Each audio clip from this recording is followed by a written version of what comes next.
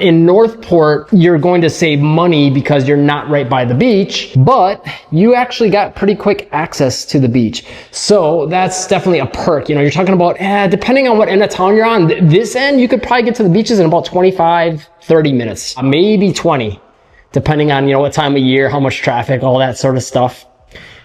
And again, as I mentioned before, you're pretty close to Welland Park. Now, with being that close to Venice, you are getting access to a lot of things to do. The fishing pier, the jetty, the beaches. You know, you can find shark's teeth on the beaches. There's a dog beach.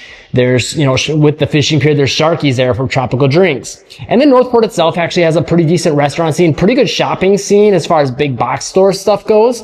And then you're also not very far as well from Inglewood, which they've got their own beaches with their own downtown and across from the beach. It's got a kind of downtown feel. So you're getting access to a lot of things really close by, especially being on this end of Northport. Like, we often describe Welland Park as being awesome because it kind of connects Northport, Inglewood, and Venice. Well, here you're kind of similar in that regard. You're just a little bit further away from Welland Park. So you're not quite in the center of all those areas, but you're really close to that. And if you want some more big city stuff to do, Sarasota is about a 35 to 45, maybe 50-minute drive, depending on what you're trying to get to and what end of town you're on.